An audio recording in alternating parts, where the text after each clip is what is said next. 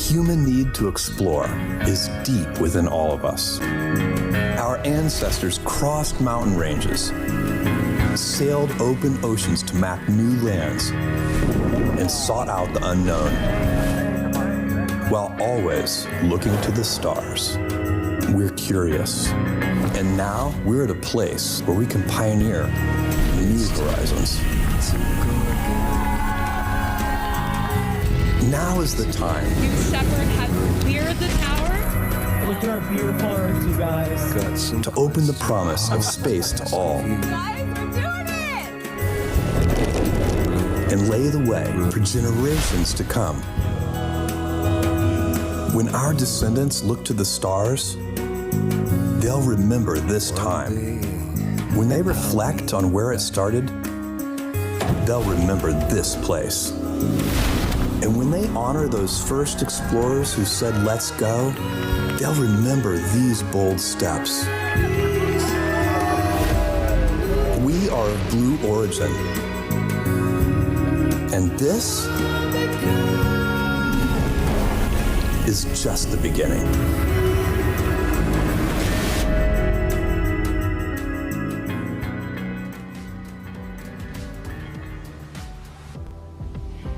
Hey friends, and welcome to NS-38. I am Tabitha Lipkin, and I am thrilled to be joined today by the one, the only, Matt Donovan, who is the Senior Director of New Shepard System Architecture. Matt, thank you so much for joining us today. Tabitha, it is so fantastic to be here. Today's going to mark our 38th mission overall, our 17th human spaceflight, and the first New Shepard mission of the year. An exciting way for us to get things kicked off in 2026. It certainly is, and for everyone watching at home, New Shepard is all about expanding access to space and delivering a truly life-changing experience, whether you're young at heart, or just somewhere in between. Yeah, so we've flown both the youngest and the oldest astronauts across the Kármán line, and what they all share is a powerful shift in perspective, seeing just how fragile and beautiful our planet really is, and why it's so important to protect it. And that is what brings us to today's incredible crew.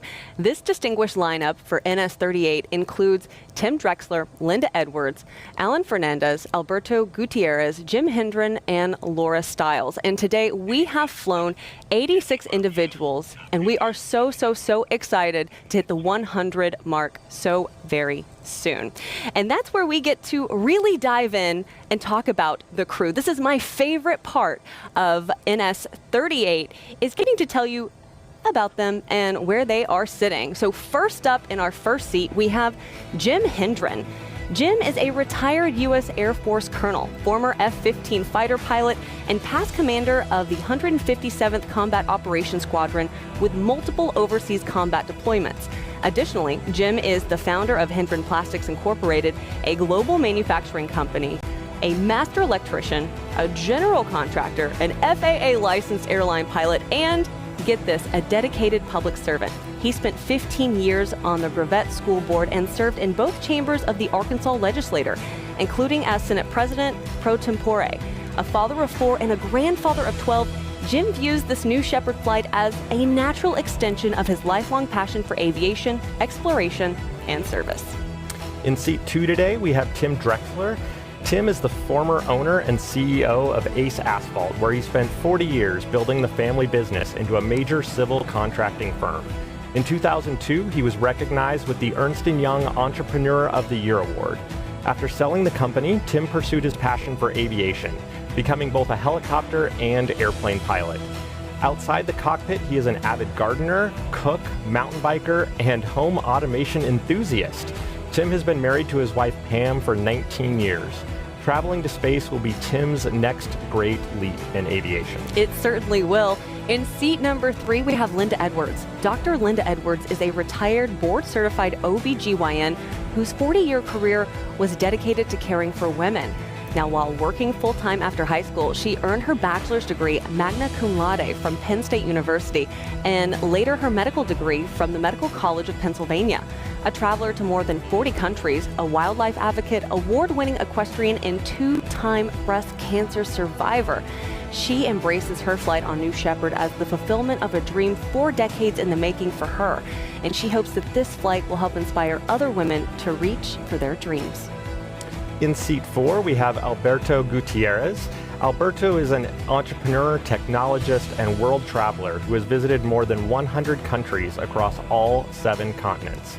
In 2008, he began writing travel guides, which evolved into Civitatas, a leading tours and activities platform serving over 1 million travelers per month. His voyage on New Shepard offers a new vantage point from which to appreciate the world he has spent a lifetime exploring. Let's talk about seat number 5. We have Alan Fernandez. Now, Alan Fernandez is an international real estate developer and investor whose 3-decade career reflects resilience, discipline, and a relentless drive to carve his own path. This after a difficult apprenticeship in industrial mechanics. Now, his early years as a scuba instructor across Europe and French Polynesia were then marked by a life-altering diving accident at the age of 22, after which he rebuilt his career through perseverance and entrepreneurial instinct. A dedicated athlete, Alan lives with his wife, stepdaughter, and a lively family of pets. He approaches this New Shepard mission as another opportunity to push himself to explore what is possible. And the new 6th crew member joining the mission will be Laura Stiles, Blue Origin's Director of New Shepard Launch Operations. Dr. Laura Stiles received a bachelor's in engineering physics from the University of Kansas and a PhD from the University of Colorado at Boulder in aerospace engineering sciences with an astrodynamics and satellite navigation focus. She joined Blue in 2013, where she has worked in mechanical systems design, integrated vehicle test, and in launch operations as a capsule controller, Capcom, and crew member 7. Outside of work, Laura participates extensively in mentoring university-level and early career engineers. She is an avid adventurer and outdoor enthusiast in her free time, hiking, paddling, and competing in triathlons. Laura is also a skydiving instructor and holds 2 world records in large formation skydiving. Matt, we are just so thrilled to have Laura flying here today. There is the entire crew of NS-38 who've named themselves Above and Beyond. Every crew has a special crew name, and that is theirs. But let's talk about what this moment means for Laura just for a second, because we're both friends of hers. You've been working with her throughout her entire career. Can you tell me maybe a little bit more about your memories of working with her? Yeah, absolutely. I think, a couple things everybody at Blue knows about Laura. She brings energy and warmth to everything that she does. She is a positive light. Whatever role she takes on, she comes in, just lights up the room, and she has her dog Percy, who is part of New Shepard almost as much as Laura is. So much so that we even unofficially nickname one of our vehicles Percy after our mascot, her dog that's with her on all those amazing hiking adventures and exploration that she does. Yeah, she is just such a beautiful soul, and I'm sure the crew of NS-38 is so excited to have her there with them in the capsule, considering her history. And another cool thing is Laura, there she is. Look how excited she is, smiling ear to ear. She's also going to be doing some experiments, right? Yeah, absolutely. It's a unique opportunity to have somebody from Blue fly on this mission. So as we look forward in the future of New Shepard, she'll be able to do some demonstrations, explore some things on her way up during 0G and on her way back to help inform how we evolve New Shepard into the future. We are so excited for this entire crew of NS-38, especially for Laura. Godspeed. We are sending you so much love from behind the desk right now, and to everyone on this mission. But a cool thing we got to talk about is the mission patch. So the NS-38 mission patch pays homage to the crew and Blue Origin's vision. The symbols embedded include the people in the windows representing our crew on New Shepard's 38th mission. The Kármán line represents Drexler's ambition for space travel and viewing the final frontier. The diamond DA-42S symbolizes Gutierrez and Drexler's love of flying. And then we got to talk about the F-15, which symbolizes Hendren's F-15 Eagle, which both he and his son have flown. Now, the stethoscope and female symbol represent the success and fulfillment Edwards has experienced in her medical career. A beacon of light piercing the atmosphere represents Fernandez's life motto: I beacon in the night, believe it, work toward it with strength and discipline. Laura Stiles is represented by a parachute, acknowledging her love of skydiving and world records. Such an awesome patch. They're created by our own Chris Chamberlain and Zoe Brinkley. They always bring the heat on these patches, and they look so, so good.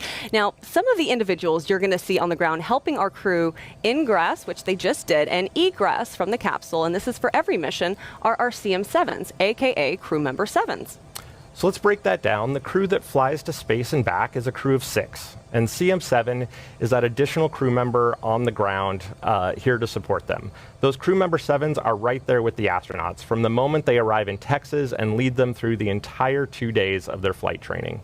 For this flight, our CM7s are Sarah Knights and Jake Mills, but also Laura Stiles was a CM7 before taking on her role as the director of New Shepard launch operations.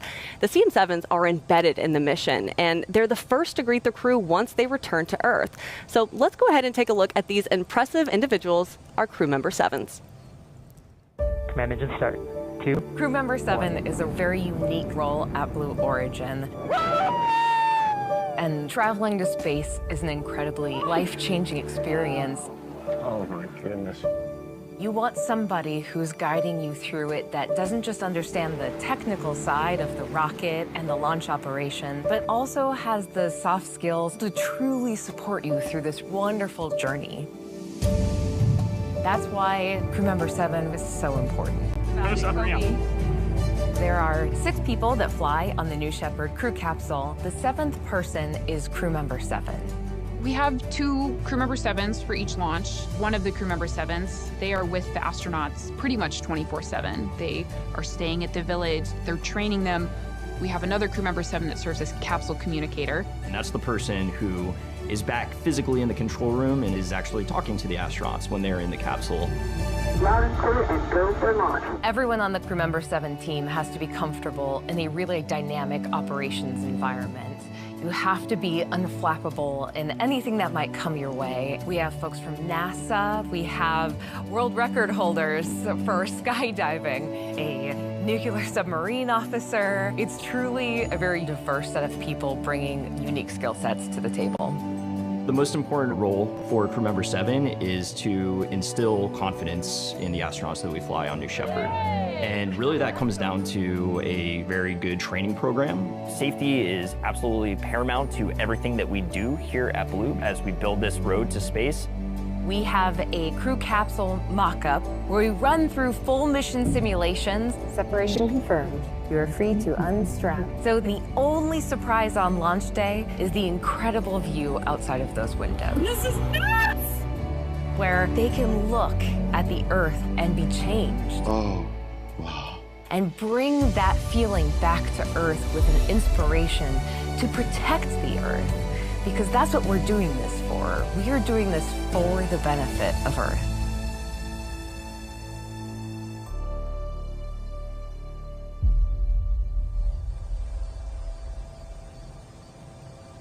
And you can even see Laura in that package, of course, expressing what it's like to be able to take so many other people on this journey across the Kármán line to lead them. And now she's going to do it herself and be just such a beacon of light for the New Shepard program and to make sure other people really understand the effect that this flight has. It's an amazing opportunity for her to get to do this and then share it with others. Yeah, so big shout out to our team over at Launch Site 1. Did you know that New Shepard has flown 86 humans above the Kármán line? That is 12% of all people above the Kármán line. And after this mission, the total number of people flown on New Shepard will include 98 trips for 92 individuals. Okay, you're probably doing the math on that. And you're like, wait, what does that mean? That is because 6 astronauts have come back for a second round. Tabitha, we're seeing so much success with our human launches because New Shepard really offers the astronauts that life-changing shift in perspective. We're now operating 2 human-rated vehicle stacks to better meet our customer demand, and we've got additional vehicles on the way later this year. And safety remains our highest value. We've built redundancy into every safety system we have. And New Shepard is fully reusable. Its engine is fueled by highly efficient liquid oxygen and hydrogen, and during the flight, the only byproduct is water vapor with no carbon emissions. It really is a pretty incredible vehicle that systems have flown 37 times, and hopefully today we're going to make it 38. That is right. So Matt, while we have just about a minute and a half here, let's talk for a moment about the cadence and reusability of New Shepard. Yeah, reusability was really that holy grail for spaceflight for so many decades, and then it became possible, and now it's just become a regular occurrence. And it's so exciting that New Shepard is part of that. There's so many factors that go into it. We talk about the economics, we talk about the technical challenges, but we don't talk as much about what it means to get a rocket back from space and how that allows us to inspect the hardware, to trend the data through the maintenance cycle, to go and make upgrades to the vehicle, and you start to understand each vehicle as its own personality. You understand when you only change one variable at a time. All of our engineers will know. You change one variable at a time, you're able to see how things change and trend, and that allows us to do that with these vehicles. For Tail 4, which is our propulsion module today, this is going to be at 17th flight. And for Nose 2, the capsule today, it's going to be at 16th flight. And so it gives you an idea of how much we've been able to evolve these over time. And for those who don't know, how difficult is it to land a booster? I mean, for us, it's become so commonplace, right? New Shepard, we're on its 38th mission, but it's not easy. It really isn't. Really paved the way. DCX programs like that gave us the technology, but a fantastic job by our nav and automation team figuring out how to go do that and expand it to other programs too at Blue.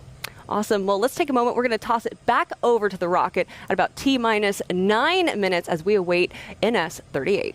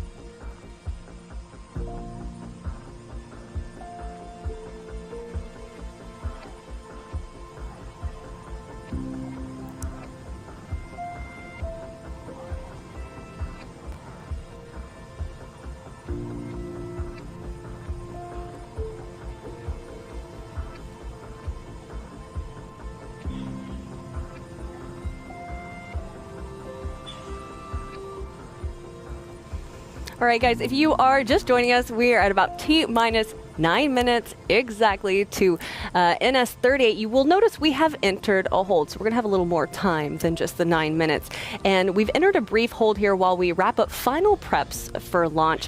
Right now, you've got a couple of our cams there looking at New Shepard out on the pad. We're going to go ahead and toss it back over to the rocket just for a moment, get some information on this hold, and we will continue with the show.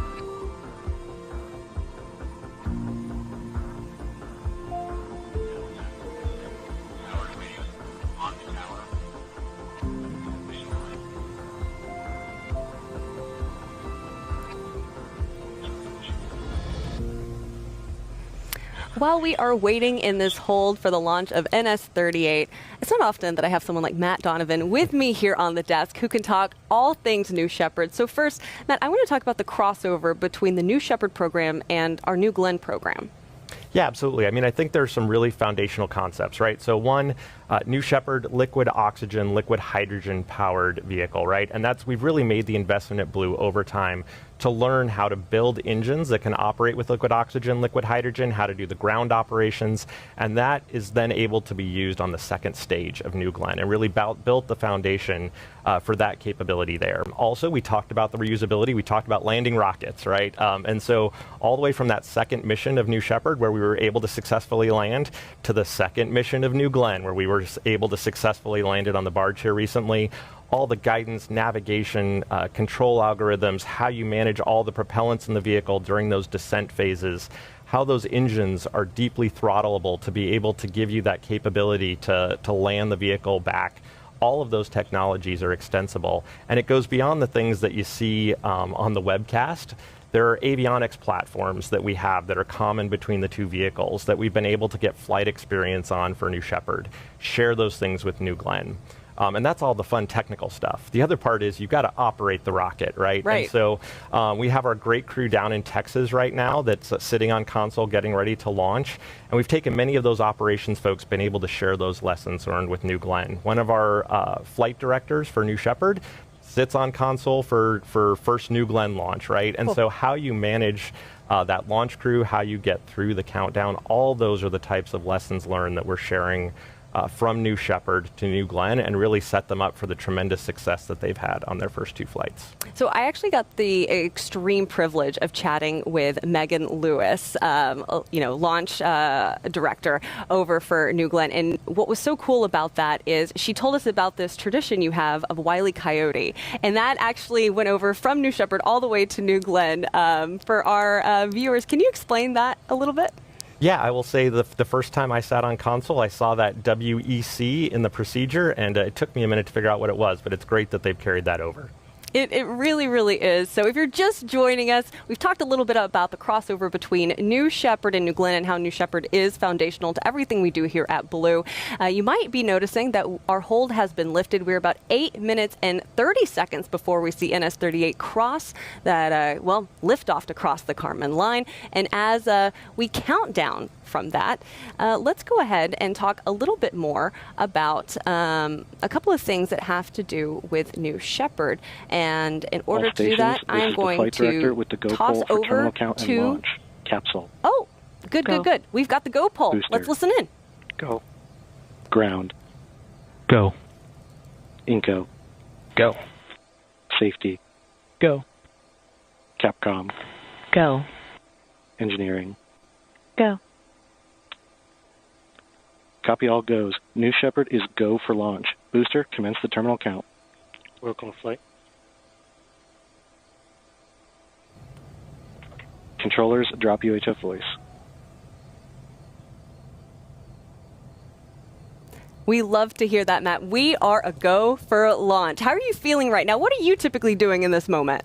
So it was a great replay of our go poll. Typically, I'm on our mission management team, so I'm sitting there in the back room down there making sure we're getting through all of our flight readiness reviews, that things are going well in the countdown. If anything comes up, we're there to help the launch team get through that. So it was great to hear them get through that terminal count go poll. And I want to say it's great to be here because we've got Mike Marhill down there covering for New Shepard today. Hey, shout out to Mike right now, who is out in West Texas. And of course, NS-38 will take to the skies and beyond from Van Horn, Texas. So while we have a moment, let's actually take a closer look at the town home to New Shepard's team out west.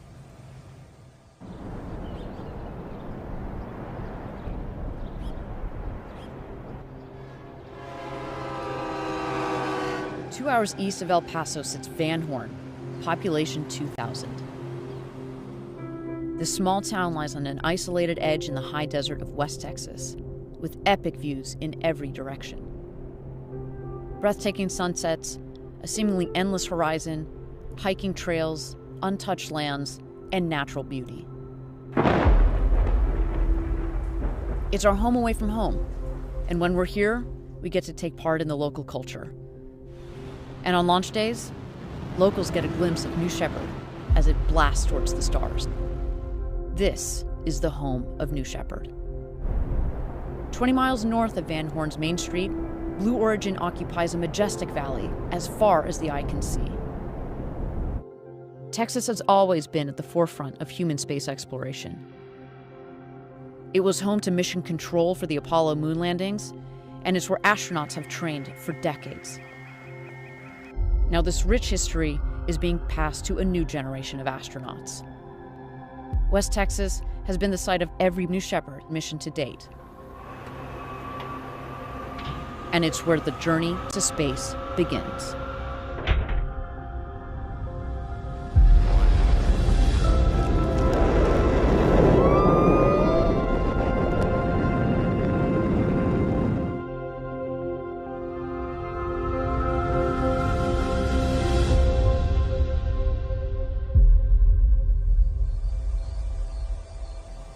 I love it every time I have the opportunity to go out west to West Texas, whether you're, having a drink at the El Cap or hiking Guadalupe Mountain, the tallest point in Texas. I know it's one of your favorite places to go out and visit too, right? Absolutely.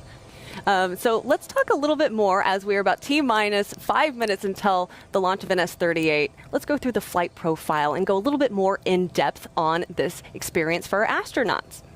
Yeah, so in this animation here, you can see that BE-3 PM engine firing. That's going to take the propulsion module and capsule away from our launch site there in West Texas. We get through max Q, that period of maximum dynamic pressure.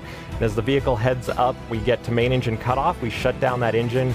The vehicle coasts up into space. We get that separation, and then the astronauts can unbuckle and enjoy their amazing zero-G experience looking out over the Earth and space.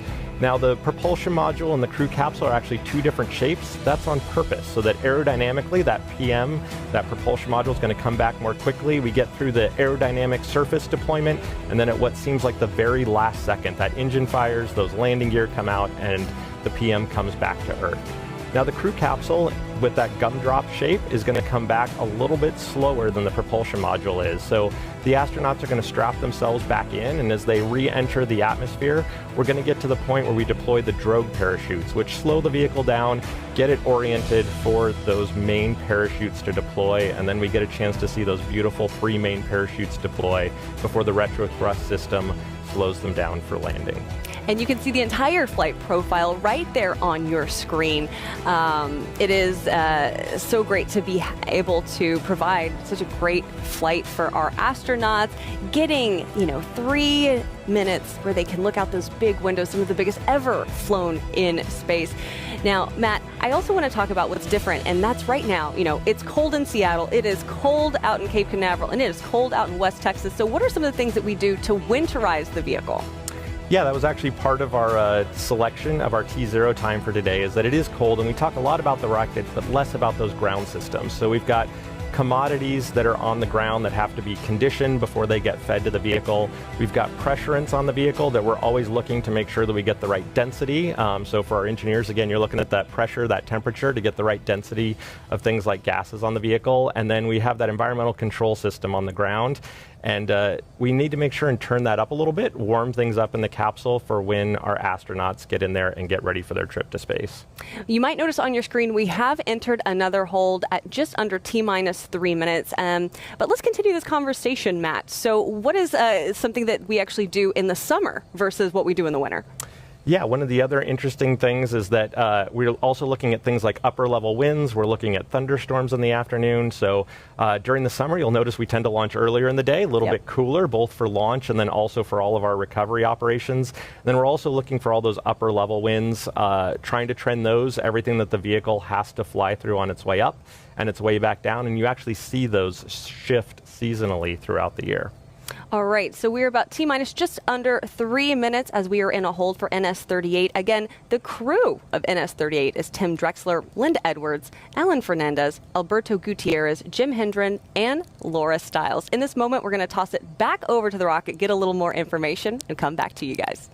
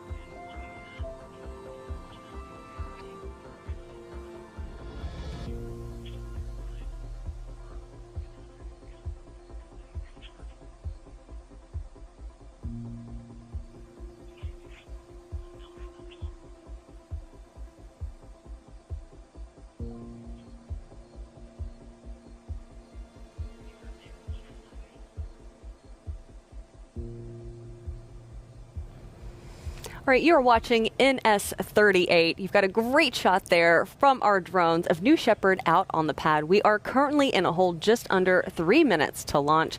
Now, one thing I want to chat with you about, Matt, is that New Shepard has incredible windows. I mean, these are some of the largest windows ever flown in space, designed to give our astronauts that incredible panoramic look down at Earth.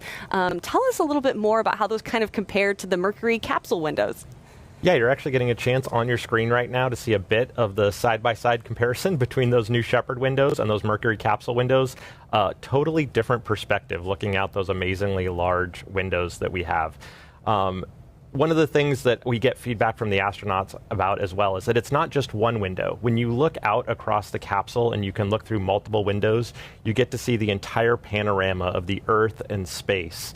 And so we find that most of our astronauts do tend to spend that time looking out their window, looking at space, looking at the Earth, but also just one quick glance across the capsule and they can see an amazing view that you can't see anywhere else. Matt, you've been with the New Shepard program quite a long time, and I know you've had a chance to chat with some of our astronauts who have taken these flights. What did they say about what it's like for them to look out those windows and then take those images back with them mentally after their flight?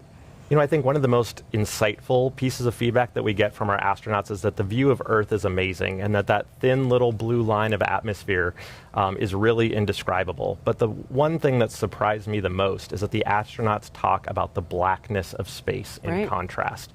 That it's truly a shade of black that nobody has yet been able to put words to. And so while they're excited to look down and see the Earth and see what's below them, it provides an amazing contrast and perspective seeing that against that black darkness of space. Yeah, I've heard that many a times where you see, this ball, this little blue ball that everything and everyone you love is in this space. It is this beacon of life in our atmosphere, in our solar system, and our atmosphere is what really just keeps everything together, and going beyond that is just such an incredible experience. So if you're just joining us, you are watching NS-38. We are at a hold just under 3 minutes until launch. We're going to toss it back over to the rocket and be back with you shortly.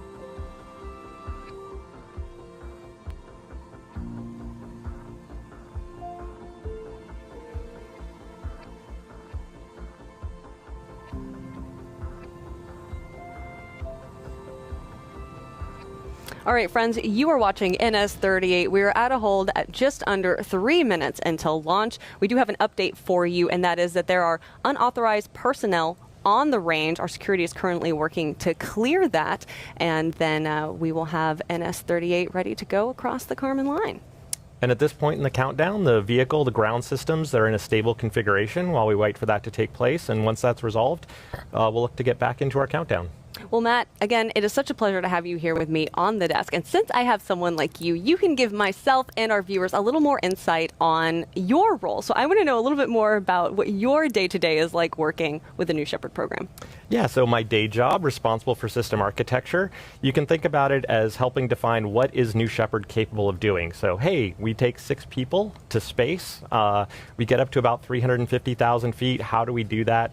I'm responsible for defining all of those types of things. I'm responsible for making sure that our ground systems, our propulsion module, our crew capsule, our operations crew, all those things all work together, that it all, when we get to a day like today on launch, that all those things work seamlessly together. I've got a fantastic software team that's part of my group that builds all the flight software, ground software, guidance, navigation, and control, the labs that we test all those things in, and several other folks on my team that bring all the rocket parts together. And then at the end of the day, I'm responsible for our human flight certification. So what is our standard for making sure that we're in a place to go fly people? Are we meeting that standard, and are we ready to go launch? So it keeps me busy on a day-to-day basis. How did you get into this? Great question. I've had the opportunity to work on launch vehicles my entire career, so whether it's been sending probes to Mars, to Pluto, to the moon, and then the opportunity to come here at Blue, one of the things that I've found is that I am just truly passionate about human spaceflight. The opportunity to see the impact that this experience has on people and to be able to broaden that perspective to so many folks that otherwise wouldn't have the chance means New Shepard is the best job in the world. Where did that passion come from? What lit that fire for you? So one of the things I truly appreciate is the history of spaceflight, right? So we just looked at those Mercury windows, and you think about Alan Shepard, John Glenn, all those folks, and just what it was like for those first people to go to space. Right. And you see the expansion of that through the Apollo program. There's a reason why 50 years later, we still talk about those moon landings, right? And so excited that we're going to be going back to the moon and making those same types of memories for another generation. And so to be able to carry that legacy of technical achievement and on impact on humanity forward into this next generation, it's a fantastic opportunity to do that. I want you to know, Matt, that if anyone else was sitting next to me and we were talking about you, every single person would talk about what just an incredible human you are to work with and how knowledgeable you are. When I first came to Blue, you and I got to set up a one-on-one. We had an hour, and you took me through the vehicle, the history, I mean, everything. Our own Joel Eby, he was like, hey, you got to talk to Matt. He's going to get you squared away so you know everything about New Shepard. And I did. I walked away from that conversation just like enthralled with everything that this program does. But you also, as we mentioned, get to work with Laura Stiles, who is, of course, a part of the crew of NS-38. Tell me a little bit about Laura's role. Yeah, so on a day-to-day basis in Laura's role, she's responsible for the operations team. And so that means personnel like our booster controllers responsible for our countdown we're getting through today, capsule controllers, ground controllers. She has an entire training team. Days like today don't happen without the fantastic training that Matt Loomis and the rest of our training team puts the crew through for simulations to understand, hey, we run into a hold. How do we all respond? Are we all ready for those types of situations? Works with our flight directors, so the folks making the ultimate decisions on day of launch. She's responsible for managing that entire team, not just to get ready for every launch, but how we evolve it, how we make it better. I think that's one of the things that I truly appreciate about being on New Shepard, is that we're always looking to improve. Today being our 38th launch, it's been amazing to see the growth in the team since my first launch, which was our 7th, over the last 30 launches here to get us to a day like today. If Laura watches this webcast back after her launch, what is one thing that you want to say to her, that you want her to hear from you directly? I think one of the things that I hope she knows is just how excited everybody at Blue is that she is getting to have this experience. As I've talked with folks, it's a very special privilege to get a chance to go, and everybody is like, oh, I'm glad it's Laura. Yeah. Laura, the way that she interacts with the team, the way that she cares about people, she does. The way that she approaches every situation with humility and how she fills in whatever needs to get done.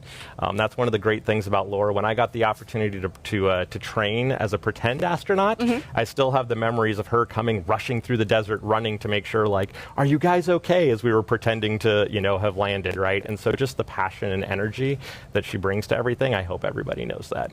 For our viewers who might be like, what do you mean pretend astronaut? Do you want to describe that?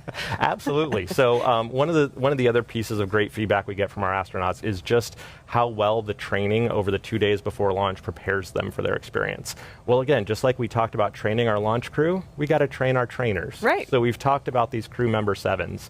And so these crew member 7s also have to go through a training and certification process before they're in those roles to go do that. So Jake Mills, our crew member 7 for today, he went through that training and certification. Sarah Knights does a fantastic job leading that team. And so they've got to practice on somebody. So we have, we call them astronauts, N-O-T-S at the end, for the folks that are not actually going to space, but several of us have had the chance to participate, and we're there to help train the trainers, to give them feedback, to challenge them so that no matter what the experience is, they're ready to go and give our customers an amazing time. Yeah, and you can see our astronauts of NS-38 today. This is some of the footage of the training that they've gone through over the past 2 days, practicing everything, making sure they know all of the steps for the day. Such a critical part of the mission as well. And I know our director, Sal, who is at home, actually, he is awaiting his 3rd child who might be born today. We have to give a shout out to him. He is the one who makes sure that we always have such great footage over the 2 days of training. We work with our teams down in Texas, and then we're able to deliver that here on our webcast. So I just wanted to give a quick shout out to Director Sal right now. We are so excited for you and your entire family. While we're still in this hold, we're at T-minus just under 3 minutes. We're going to toss it back over to the rocket and be back with you guys shortly.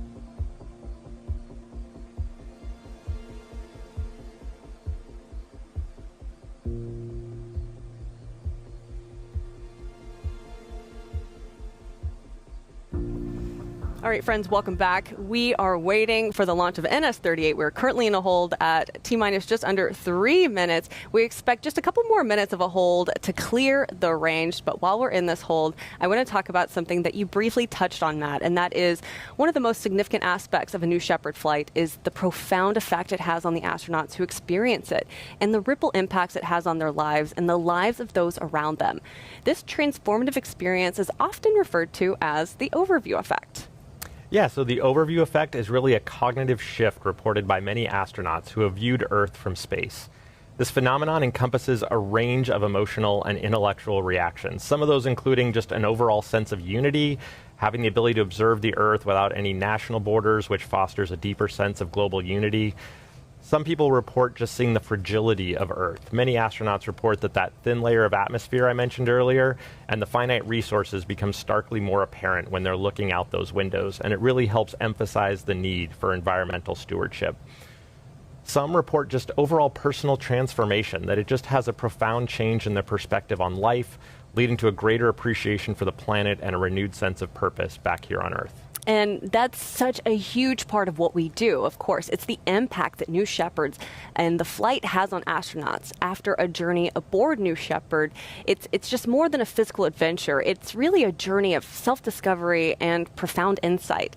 The experience, it often leads to like this heightened sense of awareness, like this greater consciousness of global issues such as climate change, poverty, and conflict. There's also this sense of inspirational leadership. Like many of the astronauts return with, I guess what you call like a renewed mission to contribute positively to society, often becoming advocates for space exploration and environmental causes. And then, finally, there's like this emotional reconnaissance, like seeing, as you mentioned, like this beauty and this fragility of Earth from space that can really evoke a powerful emotion, leading to a deeper connection with the planet. There's one astronaut who can speak to this that some of you might recognize, and that astronaut is William Shatner. Yeah, so let's hear from him directly about his experience. Oh my God. Oh, wow. I can't believe this. Everybody in the world needs to see. There is Mother Earth and comfort, but what you see is black. Oh, God. I hope I never recover from this. I hope that I can maintain what I feel now. I don't want to lose it. What you have given me is the most profound experience I can imagine. I'm so filled with emotion about what just happened. Jeez. Oh my God. It was unbelievable. Oh, I'm telling you. Just a profound effect. All right, so we're T-minus just under 2 minutes until NS-38 takes to the skies across the Kármán line. And right now, the vehicle's going through a series of bit checks. Yeah, now that we're back into the terminal count sequence, you can see the bridge retracting right there. We've retracted the sunshades, and that gets it out of the way for the vehicle to fly by at launch. And then these built-in tests go through and look at key systems like the aft fins, like the thrust vector control, make sure that we get through all of our slews of those systems, get to our limits, and that we've got a healthy vehicle before we fly. That's it. So as those checks are going on, we're going to toss it over to the rocket so you can listen in to the voice of mission control on these built-in tests.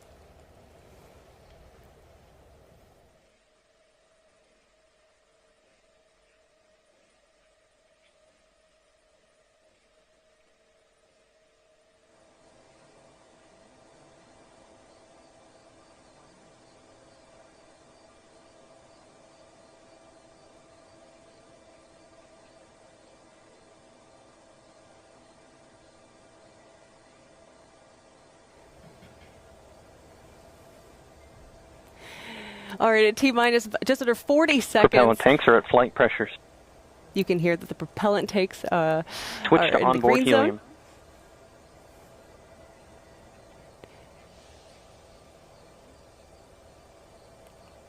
Thrust termination system is armed. T-minus 25 seconds.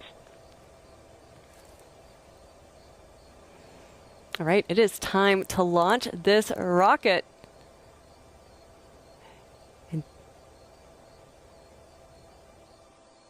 10, 9, 8, 7, 6, 5, 4. Command is start.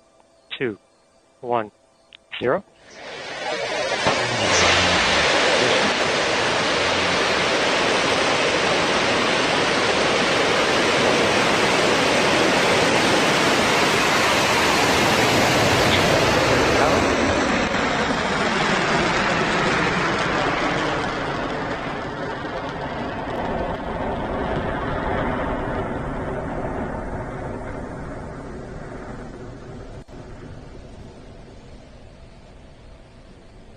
feet. Crew capsule passing 11,000 feet. All right, New Shepard has Medium throttle cleared down the for fuel tower. limiting. take a look on your screen. On the left-hand side of the screen, you'll be able to follow along with our telemetry, giving you Engine response altitude looks good. and speed. And then on the bottom right-hand side of the screen, you'll be able to see how far Max we Q, are maximum into dynamic pressure. NS-38's flight.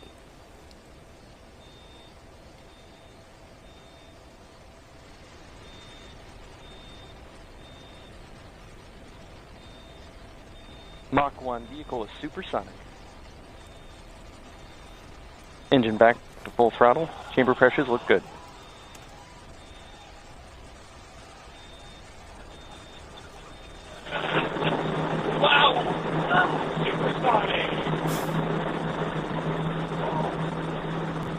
You are hearing our Passing astronauts 60,000 from feet. inside the vehicle.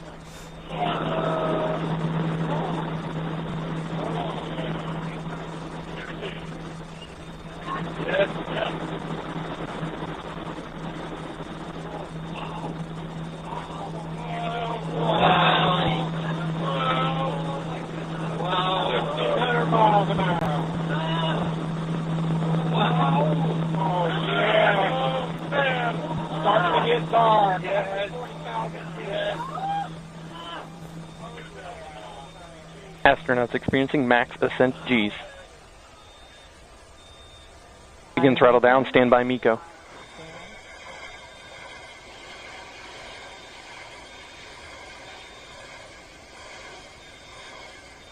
MECO confirmed.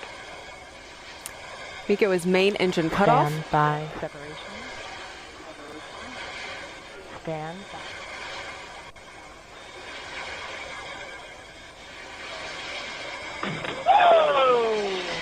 Separation confirmed. Start your GoPros. Start your GoPros.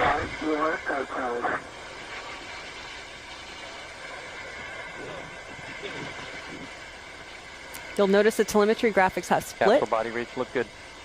One for the booster, one for the capsule to follow their respective journeys.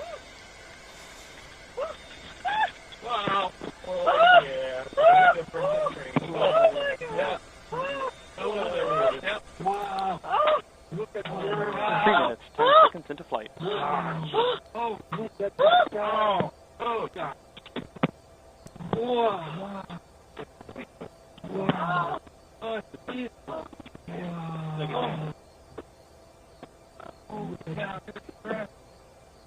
Capsule has passed the Kármán line.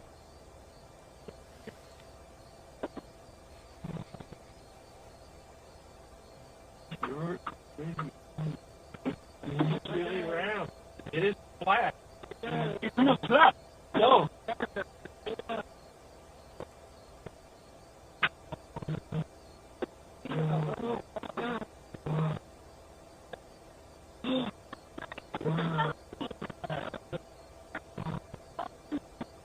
I can see the moon. Capsule apogee at 350,000 feet.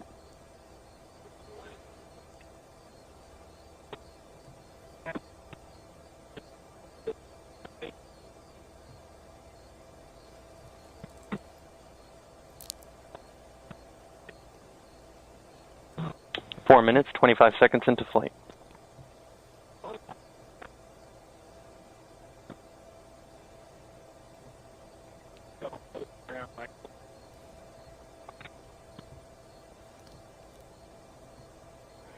Despite the clouds, we've got a nice long-range shot of the capsule and the booster. 1 minute warning. That Capsule 1 body minute rates warning look good. is for our astronauts, knowing that they have 1 minute before they need to get back and buckled into their seats to return to Earth. Booster descending past 300,000 feet.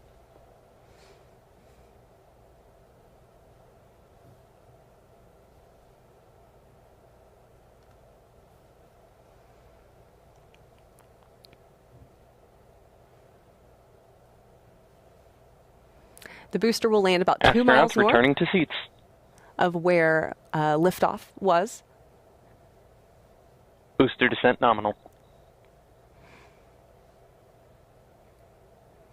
The booster, of course, returning first because of the aerodynamic shape. And to give our astronauts just a little more time to enjoy.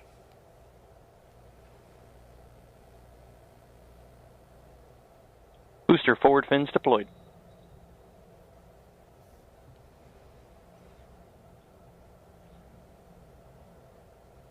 Capsule has reached atmospheric pierce point.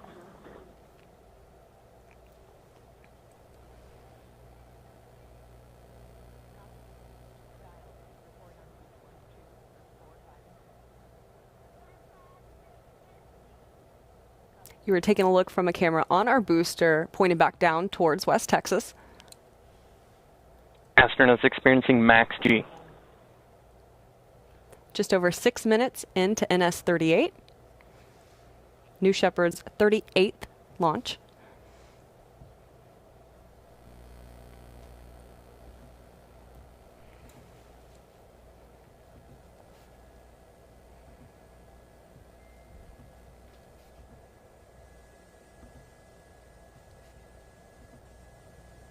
Booster drag brakes deployed. Nice infrared shot there. Approaching engine restart.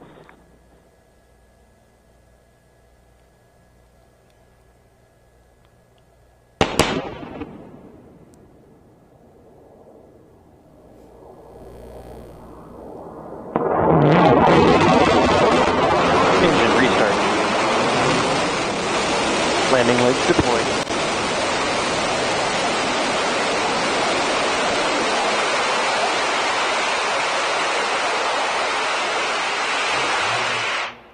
And she's Booster back. touchdown. Welcome home, New Shepard booster. Welcome home, Tail 4. Big shout out to our friends in Kent, Texas, Huntsville, and of course Florida, who are all watching. Starting booster auto-safing.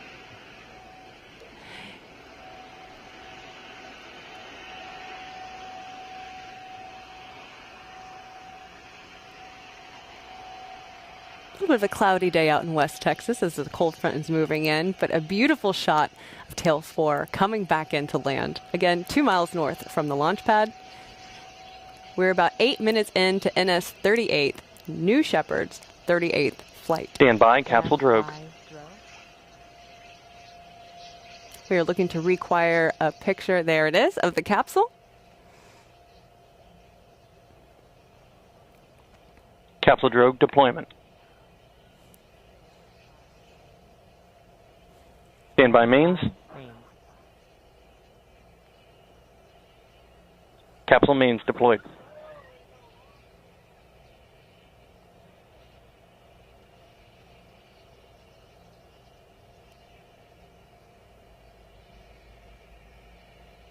There you have it, 3 beautiful main chutes. Capsule mains inflated.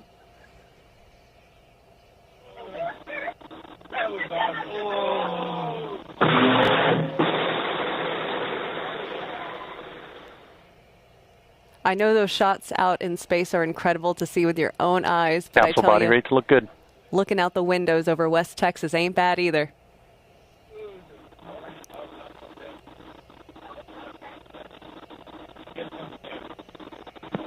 Blue Control, we're getting a thumbs down from Melbourne. Capsule landing zone is within expected range limits. Blue Control copies.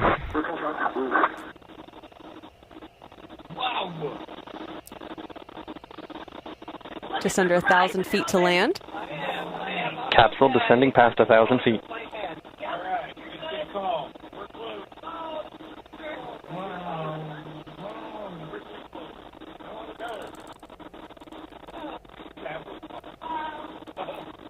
TDS enabled.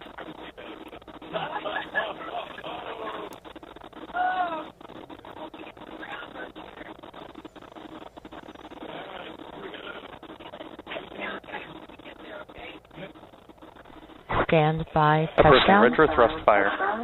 Stand by touchdown.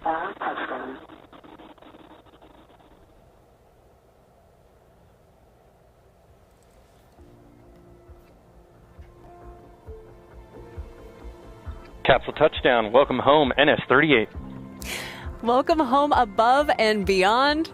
A great touchdown there. The retro thrust system doing exactly what it's meant to do, puffing up that West Texas dust and slowing down the capsule to about a mile or 2 before landing. An incredible day to fly. Right now, the team is actually heading out in a convoy to, of course, greet our astronauts at the landing site, and that's when they're going to begin to safe the capsule and get ready to open the hatch. After that, we're looking forward to hearing directly from our astronauts about their experience. Now, Matt, for our viewers who might be tuning in for the first time, can you explain what it means to safe the capsule? Yeah, there's actually, again, New Shepard, an autonomous vehicle. So there's actually autonomy built into the capsule. We call it auto-safing, that once the capsule lands, we make sure that pressures are vented, we make sure that ordnance is safed, that essentially it's in an acceptable configuration for our recovery crew to get out there. They'll get the capsule grounded in case we built up any static charge on the way to space, and then that way we can proceed with the rest of the recovery operations and give the astronauts chance to have that special moment of coming out of the capsule. Yeah, and get to, embrace their friends, their families, their loved ones, our CM7s, lots of hugs all around there. Let's also take a moment and talk about, something that you can give a lot of insight on while we wait for crew egress. And that is how New Shepard is foundational to kind of everything we do here at Blue. Yeah, I talked a little bit earlier about why I love working on New Shepard and it being a human spaceflight program. And I think fundamentally Blue is a human spaceflight company, right? And New Shepard is really that first step. Now we're pursuing putting people on the moon, right? So it's amazing to see putting people in the desert in West Texas. That is the next step for Blue. So there's really that key foundation relative to our lunar programs and it being a human spaceflight company. And we have people that helped design the inside of the capsule, working on designs for the inside of our lunar landers and taking all that experience and knowledge across. We talked earlier about reusability, just foundational to what we do here at Blue, about bringing down the cost of space and putting reusability into our launch vehicle systems. And so that whole idea of the second New Shepard booster landed, the second New Glenn booster landed. And for those that watch closely, those landing maneuvers looked pretty similar between the NS2 and NG2. And there's a couple of key folks, be it Brian or Mark, those types of people that actually helped develop those landing algorithms and took that knowledge and experience over to New Glenn to help develop those landing algorithms for bringing vehicles back. Our thermal protection system that we have on the base heat shield for the propulsion module, that is actually the same thermal protection system that's used on New Glenn. And we got experience with that thermal protection system, how it works and how it changes over time on New Shepard before we got to flying New Glenn. And now you see it in much larger acreage on New Glenn. And so there's really that learning for us to be able to take technologies on New Shepard and pass those things along. We bring a booster back to Earth, and so you get that great view coming down. Landing sensor technology, right? Same thing for that ability to take those things over to our lunar landing programs and be able to use a lot of those same algorithms for detecting the landscape to support how you land the vehicles. All those types of things are pieces we've taken from New Shepard that make the future of Blue more of a reality. And we've got our lander on the way to Texas right now, our lunar lander on the way. So something to be looking forward to there. If you take a look on your screens, you're going to notice we've got those Rivians going out to meet our crew to save the capsule. But while we wait for capsule egress, let's just take a moment and talk about the impact of this experience. So we've talked about how a flight on New Shepard doesn't just take you to space, it changes the trajectory of your life. And to show you what that looks like, let's hear directly from astronaut Katya Echazarreta as she shares, how her New Shepard mission changed her life. As the first woman from Mexico, my flight really truly was the catalyst for everything that I've done since then. Since my flight, one of the most important things for me was developing a nonprofit called Fundación Espacial. We aim to develop and create space-related training educational opportunities for students who are studying in Mexico. I have met with 2 Mexican presidents. We've been able to work on the development of a plan for aerospace in Mexico moving forward. I truly think that the work that we are doing is changing a country. You think you understand what it's like to live a day until you leave this planet, until you see the blackness of space or the blue of our atmosphere, and that's like being born again. So really a transformative experience for her. Again, you are currently tuned in to NS-38 we are currently waiting for egress. You can see the capsule there in the desert, and our crew, there they are in those Rivians, heading out to save the capsule, which means we have just a little bit of time. And in this time, we get to talk about one of my favorite parts of Blue, and that is our nonprofit Club for the Future, which is focused on inspiring the next generation through space. And one of the coolest things that Club does is they send postcards to space and back on New Shepard, created by space enthusiasts and partners from all over the world. Now, today's NS-38 mission is carrying more than 20,000 postcards beyond Earth, including personal messages that represent, who we are and what dreams are and the dreams that individuals have for the future. So just like we've done on past missions, today's astronaut crew created their own postcards to take with them to space. Every time we fly astronauts, each crew member designs a postcard, something that's really personal to them and makes their journey beyond Earth special. Let's take a look at those postcards.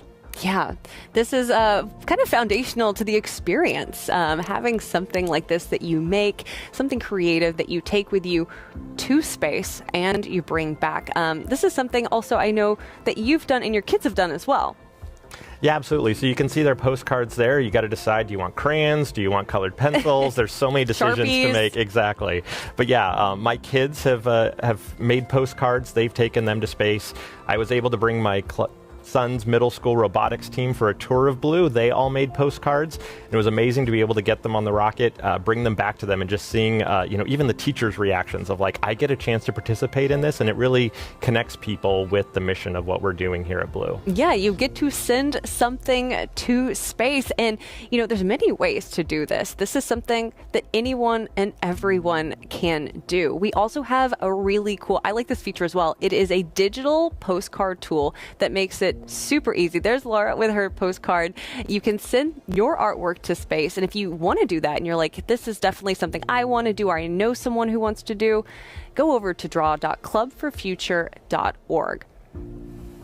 This is really a great partnership because Club for the Future is all about inspiring and mobilizing future generations to pursue their careers in STEAM, be it science, technology, engineering, arts, and math, and doing that all for the benefit of Earth.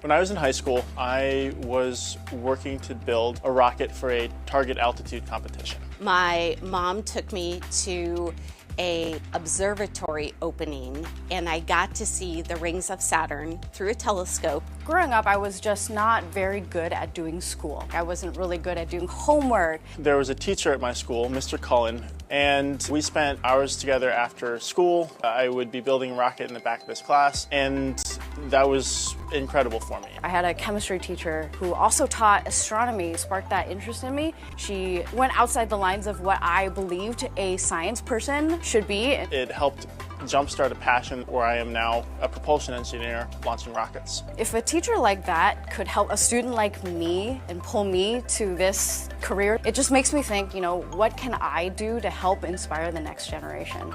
And that was life-changing for me. And that's what Club for the Future is really all about. Club for the Future! At Club for the Future, our mission is clear: to inspire and mobilize future generations to pursue careers in STEAM, science, technology, engineering, arts, and math, and all for the benefit of Earth. We're here to create meaningful experiences that spark curiosity and ignite passion. We're teaming up with educators to make learning an adventure by creating space-based lessons for K-12 students. If we want to see millions of people living and working in space, space should look like all the populations of Earth. Our goal is to make learning about space more accessible for all. So we've joined with others to reach underrepresented students and underserved communities. But it's not just about what happens in your classroom. As Blue Origin's Club ambassadors, we're here to share our expertise and inspire students through speaking opportunities, events, and mentorship. Also, with our Postcards to Space program, kids can connect with the vastness of space and the future of our planet. Draw your vision of the future or write any message you want on a postcard and we'll launch it to space and back on a New Shepard rocket. Your postcard will be stamped, flown to space, and returned to you as a unique keepsake. So let's go! Let's dream big, reach high, and build a future where the possibilities They're as endless as the stars.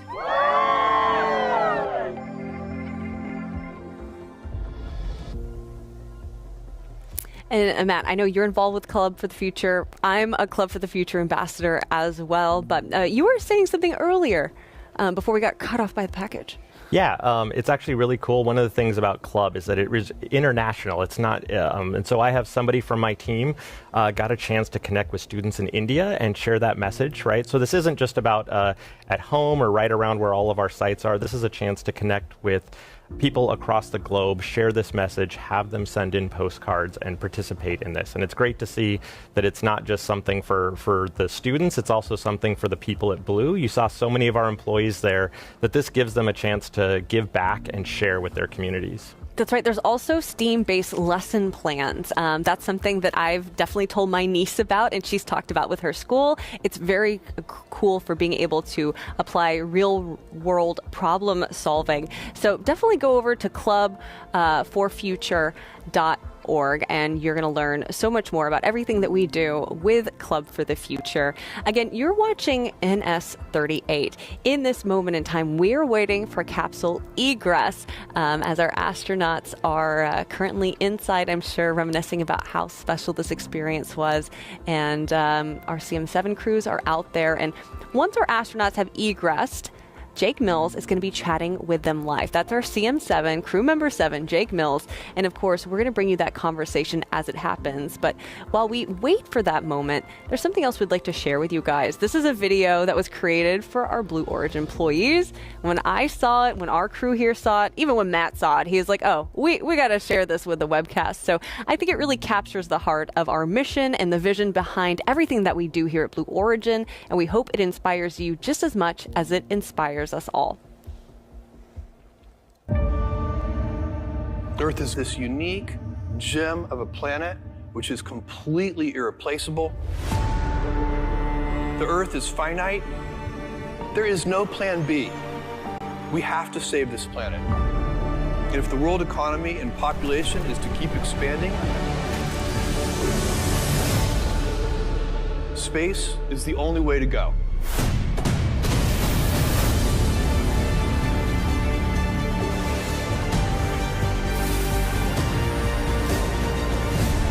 If we move out into the solar system, we have unlimited resources.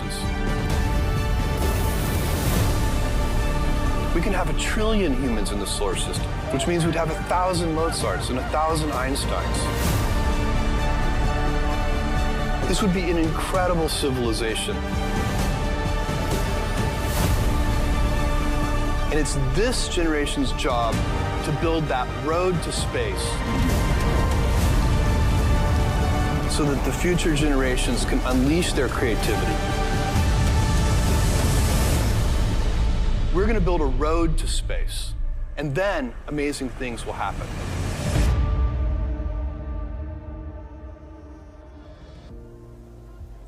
And part of building that road to space is our New Shepard program. And you are currently tuned in to NS-38. We are watching for capsule egress. You can see the capsule there now. Our crew is safing the capsule. And again, the members of NS-38 are Tim Drexler, Linda Edwards, Alan Fernandez, Alberto Gutierrez, Jim Hendren, and Laura Stiles. Now, while we're waiting, Matt, can you tell our teams a little bit more about kind of the recovery process for both the booster and the capsule? Yeah, absolutely. So we're looking at the capsule right now. We mentioned the auto-safing sequence. They've gotten through all the grounding. We're working to get the power turned off on the capsule.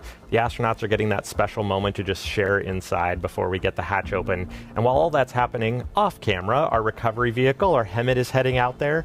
And once we're done with all the activities at the capsule, it'll get the capsule up on the bed of that HEMIT and drive it back to the hangar. That's what we call the building that we process all of our capsules in. And going on just a couple miles away at the landing pad for the propulsion module right now, it has its own auto-safing sequence. So it's going through, just like the capsule did, all of those steps to get it in a safe condition for what we call our red team, and a great ground crew that gets out to the propulsion module, gets commodities hooked back up to it, gets it in a place where we can start to offload the residual propellants. We can go through what's called inerting, which is where we make sure that there's no propellants left in the tanks. and we can proceed into the rest of the PM recovery operations. Matt, can you also explain a little bit more about how we know where the capsule is going to land? Yeah, absolutely. So we have a lot of simulations. Again, we talked about those guidance, navigation, and control folks. And so we have an entire simulation that takes into account what the wind profile looks like on the way to space, what it looks like on the way back down. And they run those simulation models and then give us basically a dispersion of where the capsule might land. So that gives us a pretty good idea of where it might land. And then when we actually fly, when you're under those parachutes, you end up always somewhere in those dispersions that they give us. Yeah, it is always great to know where it is. I noticed last time I was looking, I was like, wait, there's already kind of a road out there. And they're like, yeah, because we know exactly where the capsule is going to be landing every single time. In these kind of final moments before, you know, the hatch is open and we do see the astronauts egress, again, we are waiting because we are going to hear from the astronauts themselves live. You know, what is the crew doing that we can actually see on camera? I see we've set up a table there. I know that friends and family are on their way in. Yep, so you see our parachutes there. So we've got folks staged to go and recover the parachutes. They'll be coming in another wave of people to go ahead and get those collected back to reusability, reuse all those parachutes for future flights. You see them staged there. They're going to go into the capsule. They're going to make sure that everything's cleaned up. They're going to get some of the footage that we'll get a chance to share with people later and be able to get that back and processed. And again, they're preparing for that recovery vehicle coming out, getting it hooked up to the forward portion of that capsule, getting it on the recovery vehicle to head back to the hangar. You can see our crews there waving to our astronauts that are inside the capsule right now. Again, the crew of NS-38 is Tim Drexler, Linda Edwards, Alan Fernandez, Alberto Gutierrez, Jim Hendren, and Laura Stiles. We're going to take a moment. We're going to toss it over to the rocket, but don't go anywhere. We're going to toss it over to the capsule, of course. Now the capsule has landed, the booster has landed separately. Toss it over while we wait for egress, where you are going to hear directly from our astronauts on how this experience is affecting them.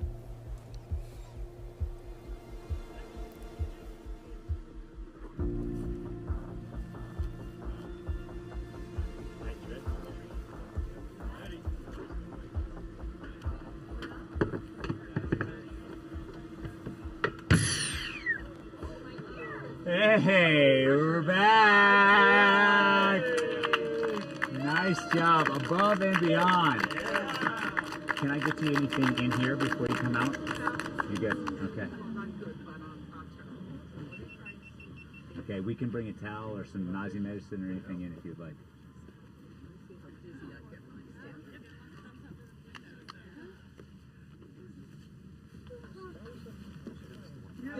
That was the thing. It was above and beyond. All right, we good? Yep, we good though. Okay, I'll slowly get out. Just if you feel anything, just let me know. I can bring stuff in here for you. All right. Yeah. Okay. Wait till the end, or you can burp a little bit. That'll help get some of that. All right. Yep. Let's get it started. It's a pleasure flying with you all. Oh, good to see you. Wow. Woo, Jim!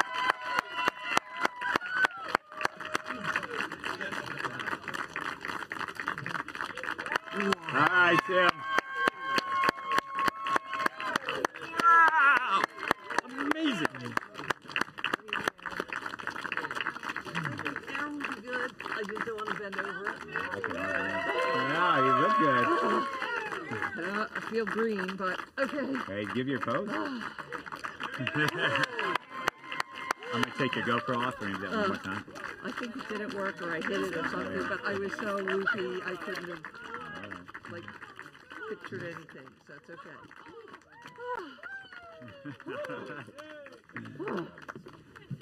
Hey!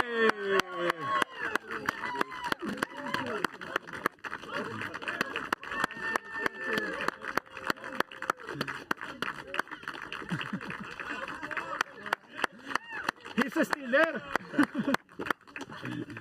Come on. Beautiful. Thank you. Laura!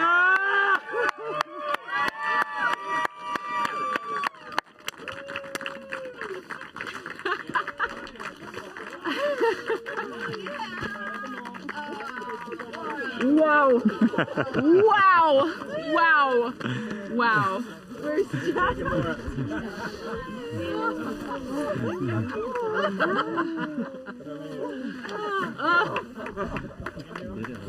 Yeah. Oh. That's great, Laura, right here, man. Oh. Oh my gosh. Wow. That's incredible. Everything you dreamed of, huh? Yeah.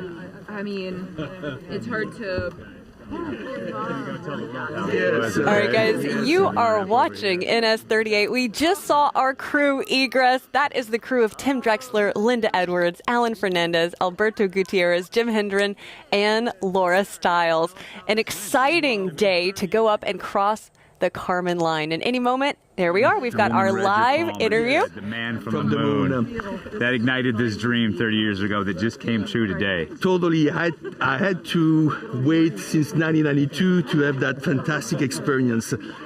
You should see the deepness, the darkness of the infinity. Then you see the earth.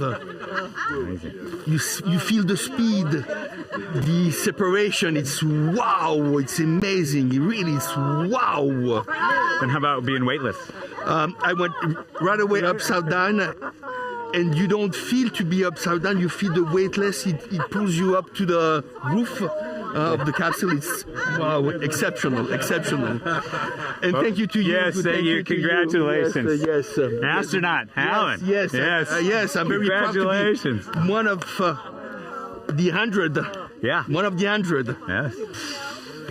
Thank you so much. Yes, thank you. Thank you. Thank you. Thank you. Thank you.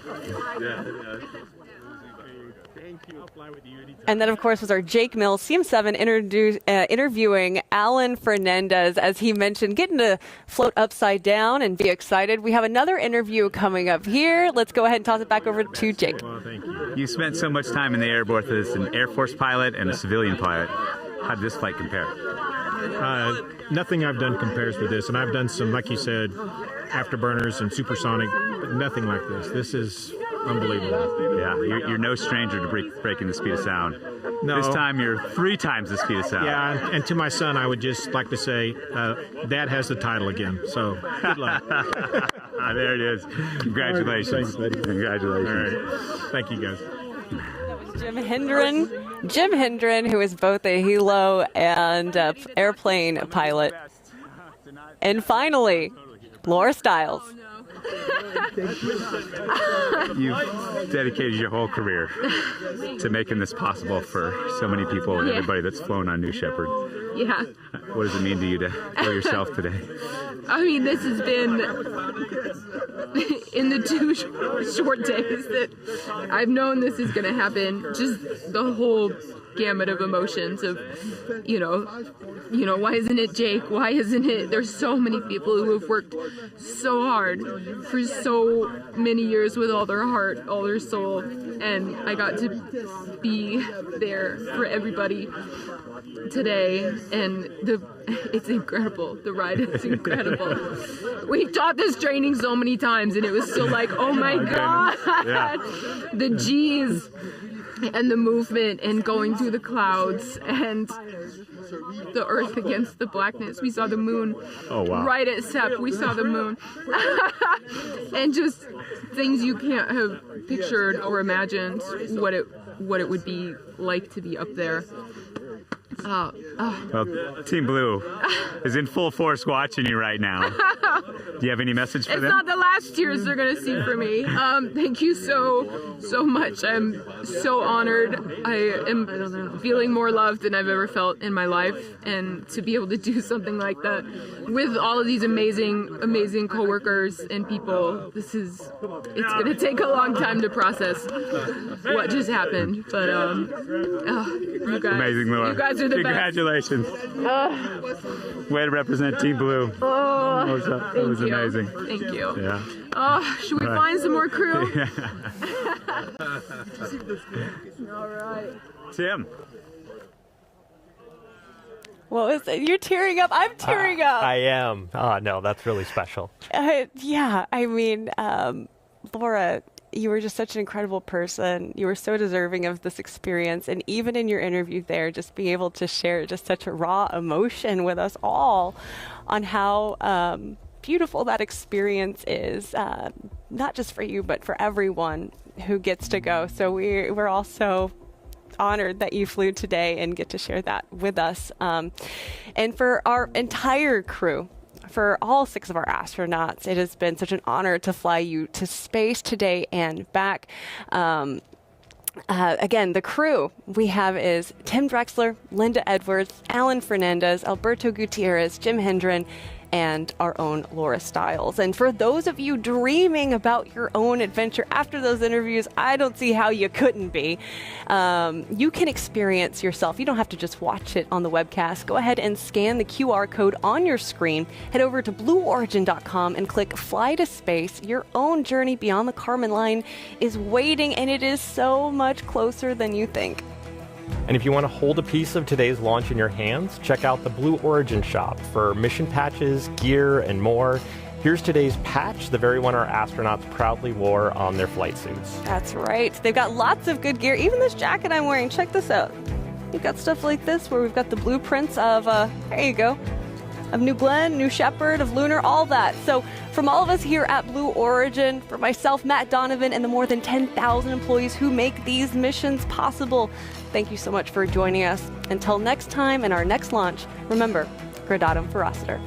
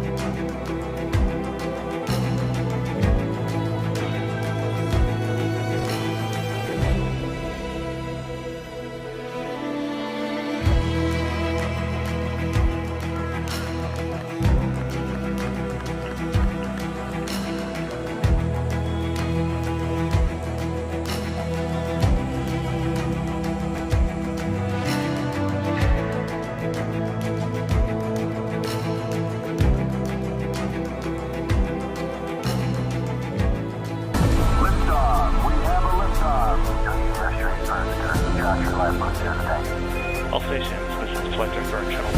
Booster. Go. Capsule. Go. Capsule. Go. New Shepard is go for launch.